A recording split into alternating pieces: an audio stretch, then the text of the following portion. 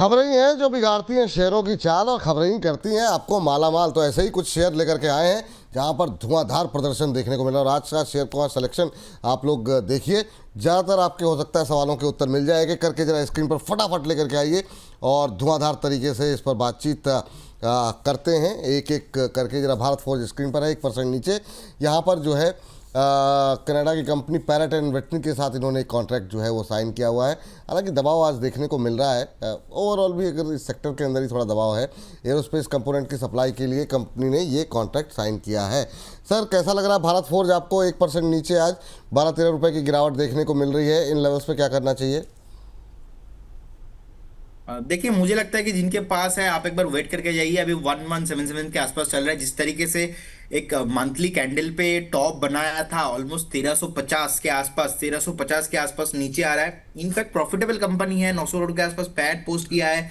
अब देखेंगे आरओसी भी ऑलमोस्ट 12.2% के साथ ग्रोथ हो रहा है। अब जिस तरीके से यहाँ पे फंडामेंटल्स है, मोटा मोटा ठीक ठाक है, न्यूट्रल है, फंडामेंटल पे प्रॉब्लम नहीं है। मुझे लगता है कि और थोड़ा यहाँ पे डाउन साइड एक्सपेक्ट करके मैं चल रहा हूँ। 1135 से लेके 1140 के आसपास आपको मिल सकता है। 1177 चल रहा है, वेट करके जाइए। अगर आपको एवरेज करना है तो फ्रेश बाय करना है तो करेक्ट जोन से अवॉइड करना है, बाय नहीं करना है। 1135 आता है तो आप उस केस में बाय कीजिए। अगर किसी के पास होल्डिंग पे भी है, एक स्टॉप लॉस रहेगा। स्टॉप लॉस रहेगा थोड़ा लंबा, लेकिन 980 के आसपास रहेगा स्टॉप लॉस। तो आपको एक बार वेट करके जाना है। मेन थोड़ा इशू क्या है, कंपनी के पास थोड़ा ज्यादा लोन है। ऑलमोस्ट 6600 करोड़, 6650 करोड़ के आसपास लोन है, तो थोड़ा लोन ज्यादा है। बाकी मुझे ज्यादा कुछ प्रॉब्लम नहीं दिखाई दे रहा है। रिटर्न ओवर लास्ट 5 साल में हम देखेंगे नियर अबाउट 25% जो है सीएजीआर के साथ रिटर्न दे रहा है। सो स्टॉक का एक पैटर्न है। लास्ट टाइम भी जब हमने देखा था कि टॉप बना था ऑलमोस्ट 2015 का मैं बात बोल रहा हूँ सर, 2015 में जब टॉप बनाया था स्टॉक ने, उस टाइम पे नीचे आया ऑलमोस्ट 43%।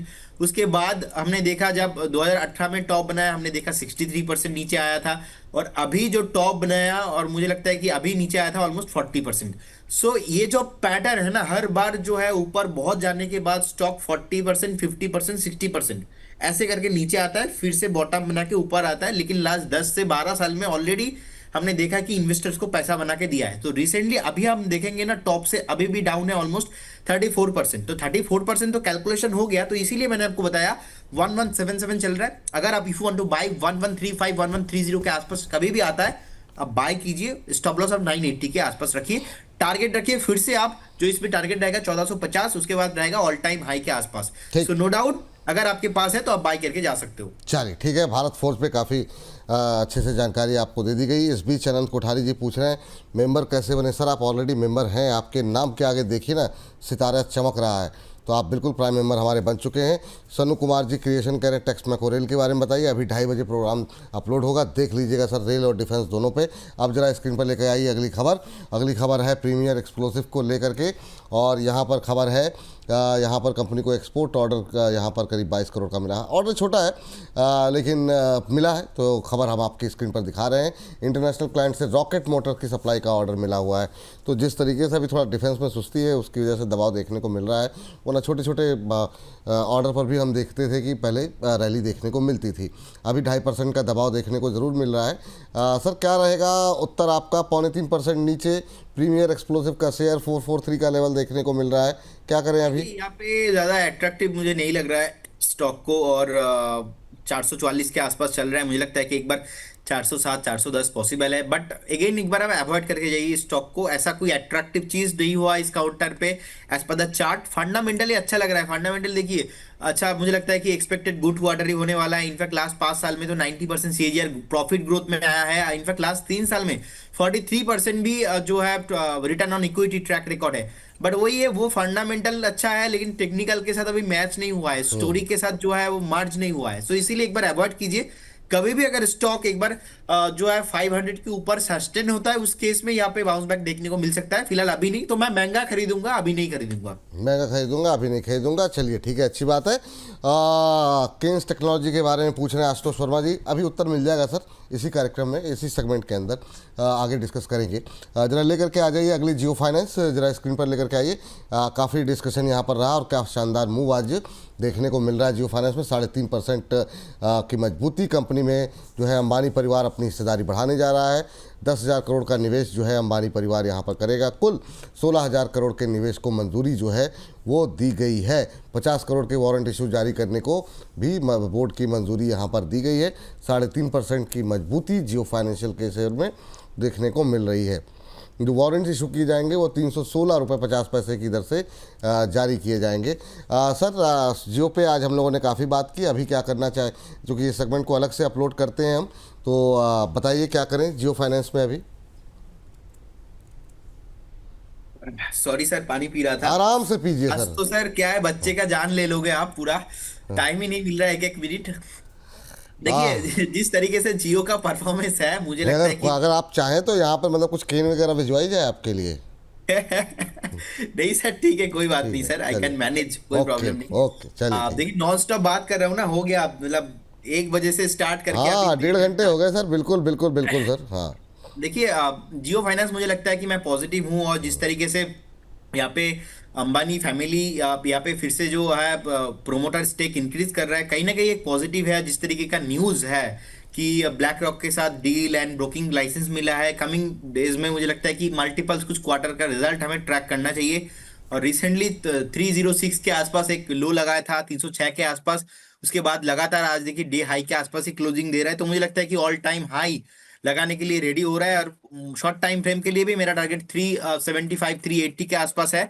तो अगर किसी के पास है, आप एक बार होल्ड कीजिए। अगर आप फ्रेश बाय भी करना चाहते हो तो आप बाय करके जाइए। अगर आपके जो है टाइम फ्रेम मिनिमम आप वेट करके जाते हो 12 से 15 महीना, मुझे लगता है कि स्टॉक जी, 500 550 भी पॉसिबल है। जिस तरीके का यहाँ पे रैली यहाँ पे ऑलरेडी आया है, जी, मैं तो बहुत पॉजिटिव हूँ जियो फाइनेंस को लेके। फंडामेंटल भी बहुत स्ट्रांग है, 2,10,000 करोड़ के आसपास तो मार्केट कैप है, 1,600 करोड़ के ऊपर पैट है, और जिस तरीके से प्रॉफिट ग्रोथ भी है शानदार चल रहा है, और कमिंग फ्यूचर में भी बहुत बुलिश है। जी, और इंडिया में है जब तक अंबानी फैमिली, जी। तो अदानी अंबानी के ऊपर आप भरोसा नहीं करोगे तो क्या है। देखिए पॉलिटिकल बात अलग होता है, जी, लेकिन अगर आप if you want to make money so you need to invest. मुझे लगता है कि जियो फाइनेंस के साथ तो आपको जाना चाहिए डेफिनेटली। बिल्कुल बिल्कुल बिल्कुल सर, जियो के साथ जाना चाहिए। अगली कंपनी लेकर के आइए जरा स्क्रीन पर फटाफट, और अगली कंपनी जरा स्क्रीन पर लेकर के आइए। और इस बीच यहाँ पर औरबिंदो फार्मा आधे % के आसपास की गिरावट। लैनेट कंपनी एलएलसी में 100% स्टेक खरीदने की कंपनी की योजना है यहाँ पर। इसके अलावा यूएस सब्सिडरी के जरिए 21,850 करोड़ रुपए में ये स्टेक खरीदने की योजना बना रही है। आधे % की गिरावट देखने को मिल रही है। फार्मा को लेकर आपका व्यू क्या है सर? खासतौर से अरविंदो फार्मा 1149 के आसपास अभी ट्रेड करता हुआ 1149 पे, अभी क्या करना चाहिए? देखिए जिनके पास है आप एक बार बने रहिए। और यहाँ पे मुझे लगता है कि ज्यादा सेलिंग प्रेशर ऑलरेडी हो चुका है, बहुत ज्यादा हो चुका है। लास्ट टाइम का जब मोमेंटम आया था ऑलमोस्ट, मुझे लगता है कि एक बार जब वीकली एवरेज प्राइस जो मैं देखता हूँ, उसके बाद 800 जो पॉइंट है, एक बार रैली आया था, 800% ग्रो हुआ था। उसके बाद फिर से कंसोलिडेशन, फिर से जब नेगेटिव आया था वीकली एवरेज प्राइस के नीचे, उसके बाद हमने देखा था ऑलमोस्ट 55% नीचे आया। अभी एक बहुत स्ट्रॉन्ग सा सपोर्ट है ऑलमोस्ट 1,050 1,070 के आसपास, मतलब यहाँ से 70-80 पॉइंट नीचे बहुत तगड़ा वाला सपोर्ट है। मुझे लगता है कि वो ब्रेक नहीं होना चाहिए। करेंट जोन से अगर आप बाय करके जाते हो सो कंसोलिडेशन होंगे, 3-4 महीना हो सकता है कि नहीं चलेगा। जैसे ही फार्मा में रैली आएगा, मुझे लगता है कि औरोबिंदो फार्मा भी आपके लिए एक बढ़िया काउंटर हो सकता है, विद टारगेट ऑफ 1,350 से लेके 1,400 के आसपास पहला टारगेट रहेगा। और उसके बाद एक बार जो ऑल टाइम हाई है 1,600 के आसपास, मुझे लगता है कि वो भी टच हो सकता है। लेकिन अभी ना इसमें ब्रेक डाउन है, अभी ना इसमें ब्रेकआउट है। जी, सो अभी अगर आप इन्वेस्ट करके जाते हो, सो आपको पेशेंस रखना पड़ेगा, वेट करना पड़ेगा। तो इसीलिए विथ स्टॉप लॉस ऑफ 1040 आप करेंट जोन से यहाँ से 100 पॉइंट नीचे ही मैक्सिमम डाउन साइड है, लेकिन आप साइड में खोने के लिए 100 पॉइंट है। अगर आपको मिलता है तो मुझे लगता है कि 300 से 400 पॉइंट ऊपर आपको रैली मिल सकता है। ठीक। अगली कंपनी लेकर के आते हैं सजेलिटी इंडिया, इस पर हम लोग बातचीत कर चुके हैं, और ये सुरेंद्र प्रताप सिंह जी का सवाल भी है। रिजल्ट लेकर के आइए। 1516% कंपनी का मुनाफा बढ़ा है, 148.5 करोड़ रुपए। आय में 25% से ज़्यादा की ग्रोथ। एबिटा में हम देख रहे हैं 78% के आसपास की ग्रोथ देखने को मिली है। मार्जिन्स में काफ़ी अच्छा सुधार, 15.8% से बढ़ के 22.4% रहा है। सर, काफ़ी अच्छी तेज़ी देखने को मिल रही है। हमारे दर्शक हैं, इन्होंने 47 रुपये पे लेकर के रखा हुआ है, उनके लिए क्या सलाह रहेगी? अब 10% ऊपर ऑलमोस्ट अपर सर्किट लग गया सजेलिटी इंडिया, वाह बहुत शानदार।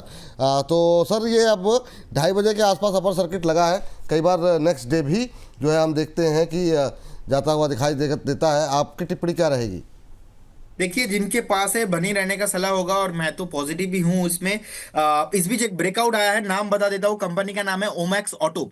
164 163 के आसपास चल रहा है। करंट जोन से बाय करने का सलाह रहेगा। इसमें पहला टारगेट रहेगा 168 और सेकंड टारगेट रहेगा 175 के आसपास। 168 पहला टारगेट, 175 सेकंड टारगेट। आपको एक स्टॉप लॉस मेंटेन करके जाना है। स्टॉप लॉस रहेगा यहाँ पे 152 के आसपास। 152 में एक स्टॉप लॉस मेंटेन कीजिए। 168 175 सेकंड टारगेट के लिए 4 से 5 दिन का व्यू रहेगा।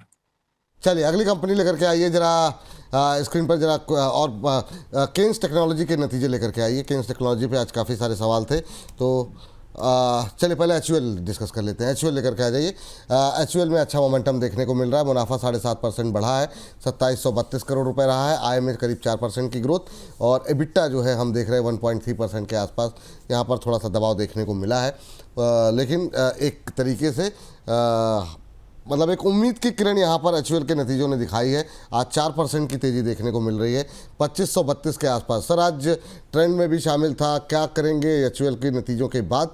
अभी क्या खरीदारी की जा सकती है?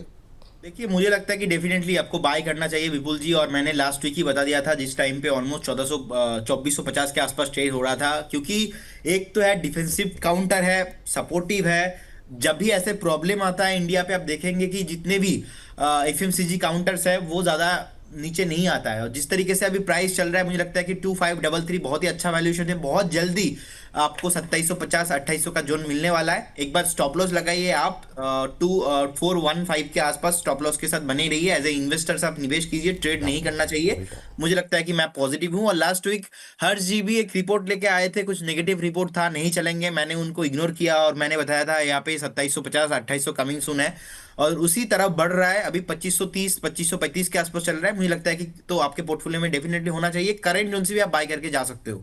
ठीक, ये बात हो गई एचयूएल को लेकर के। अगली कंपनी जरा स्क्रीन पर लेके आइए, केन्स टेक्नोलॉजी, जिस पर कि तमाम दर्शकों के सवाल थे यहाँ पर। और केन्स टेक्नोलॉजी अभी 9.25% ऊपर, शानदार रिजल्ट। 47% मुनाफा बढ़ा है, 74.6 करोड़ रुपए। रेवेन्यू में हम 33% का इजाफा देख रहे हैं। एबिट्टा 68% बढ़ा, 113 करोड़ के आसपास रहा है। मार्जिन 13.5 से 16.5% के आसपास पहुँचते हुए, बढ़ करके पहुँचते हुए दिखाई दे रहे हैं।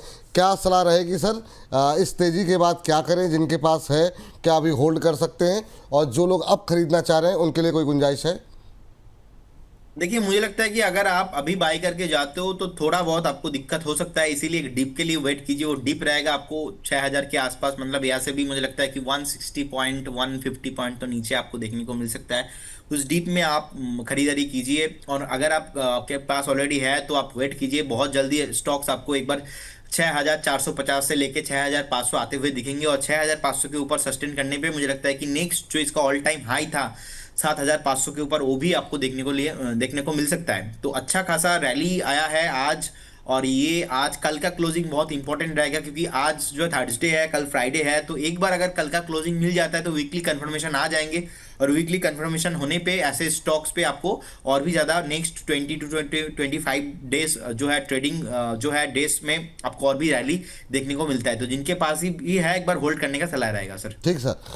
सर जाते जाते, चूंकि हमने जियो फाइनेंशियल में बात की थी, बहुत लोग ये कहते हैं कि जियो फाइनेंशियल और एचडीबी फाइनेंस में अगर बेटर कौन है? एचडीबी फाइनेंस कैसा लग रहा है? इसमें आपने वो अपनी आईपीओ हाई की स्ट्रेटजी भी बताई थी एक बार। इन दो में से चुनना हो और तो ज़्यादा बेहतर कौन दिखाई दे रहा है, या दोनों पे ही पैसे लगाए जा सकते हैं अभी? देखिए, दोनों ही अच्छा है, बट कौन से टाइम में अच्छा है ये इंपॉर्टेंट है। मतलब मुझे लगता है कि आज के दिन के हिसाब से जियो फाइनेंस अच्छा है, एचडीबी फाइनेंस अच्छा नहीं है। क्यों नहीं है? क्योंकि आईपीओ हाई के नीचे चल रहा है और अभी 755 चल रहा है। कल को 700 भी हो सकता है, 650 भी हो सकता है, 600 भी हो सकता है। और मैंने अब आई थिंक कल आपको एक रील भी शेयर किया था, जब हमने स्टार्टिंग हाँ पे डे बिल्कुल वन पे मैंने बिल्कुल। बताया था कितना सटीक एनालिसिस था वो।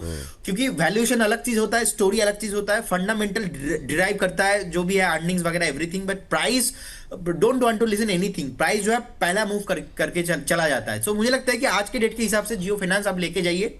अगर आप शॉर्ट टर्म आप जाना चाहते हो तो 305 स्टॉप लॉस होना चाहिए। अगर इन्वेस्टमेंट करना चाहते हो नेक्स्ट 1.5 से 2 साल के लिए, तो 275 280 के आसपास एक स्टॉप लॉस मेंटेन कीजिए। एचडीबी फाइनेंस को भी हम बाय करेंगे, लेकिन अभी नहीं। एक बार इसका जो बॉटम है वो फॉर्मेशन होने को थोड़ा बहुत टाइम लग सकता है। एक बार बॉटम फॉर्मेशन होता है तो उस केस में हम बाय करेंगे, फिलहाल अभी नहीं। ठीक, अभी नहीं खरीदारी करना है, नीचे आने दीजिए। सर बहुत बहुत शुक्रिया, धन्यवाद आपका। और माफ़ी चाहेंगे आपको जो है थका दिया बिल्कुल। कोई डिस्क्लोजर आपकी तरफ से?